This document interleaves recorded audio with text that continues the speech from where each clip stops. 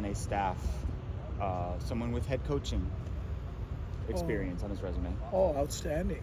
Yeah. And I think, there's mutual respect within the room across the board. And there's going to be a couple guys in there, much like Brennan back in the 90s when he was a GA, that, I better be nice to RC just in case I still got 15 more years in me. I may hopefully have to be on his staff down the road. But, even having guys, like I shared with them in there, some guys have letters in front of their names, QC, GA.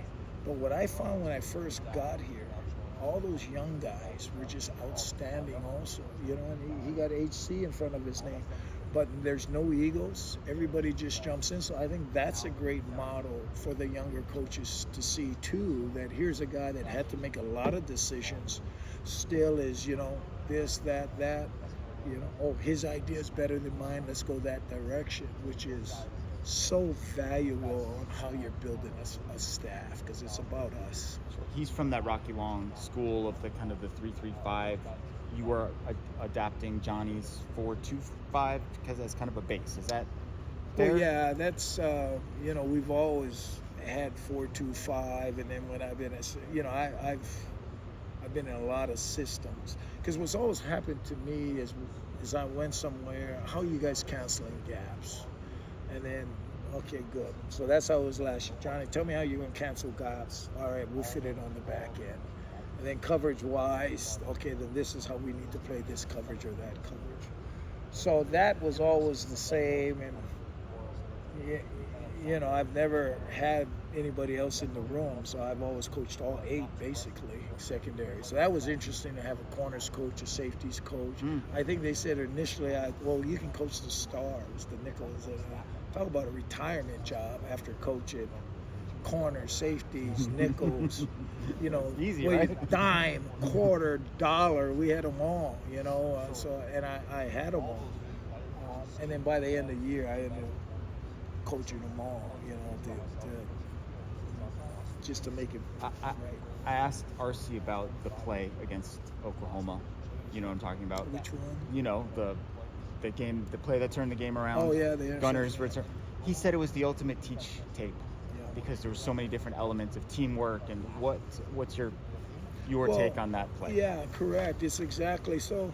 I think RC, and he's starting to develop tapes. So I have what I call gold reels. So and I stumbled on it, and now, having coached so many great players, not anybody or any play could get on these tapes. Like Chuck Cecil's on the tape, Chris McAllister's on the tape. Then I got Jammer, Rotanis. I've had 7, I think, first rounders. So not anybody can get on these tapes. And then there are teach plays in that are ultimate. So that one right there, which was beautiful about that, one-step drop, quarterback's eyes. So Dalton took a 90-degree break on that thing. See, so often on plays like that, those linebackers or safeties take that angle. So now they overrun that football on the cutback. With him taking that angle, that was his big hit on that, okay? So Gunner, because it's one-step drop, the depth of the quarterback's drop tells you the depth of the route. If the quarterback's going to drop one step, the routes are at 6 yards. There's no reason for the middle safety to back up because the ball's going to come out. So if Gunner would have been backing up as a middle safety, he would have never been there. Because, what I do is, how can I eliminate steps? How can I eliminate 1 foot in your game? Sometimes it's, as you're pedaling, it's plant here to here. Well, we just want to go here to here. So he just popped his feet. So when that ball was thrown, he was already breaking. If he was too deep, that ball would have hit the ground. Stooks blocks first dangerous. As him and Dalton, after the hit, they take off. Offensive tackle is coming here. Well, Stooks can think about blocking this one, but he felt that Gunner caught it in stride. And boy, if that tackle would have tackled Gunner, that would have been, because Stooks just said, forget it. Gunner can outrun this one. And he kept going. And so the effort, you talk about the swarm drill, it was Dalton who had the big hit to cause it. he made the big block on the guy chasing. If he wasn't there, that's not a touchdown. Because Stooks was smart enough to let that one go. He was the one that picked off the quarterback at the end. Otherwise, they tackle it on the 10-yard line. Big play, but who knows? Maybe we don't score a touchdown. So it's all those hidden little things.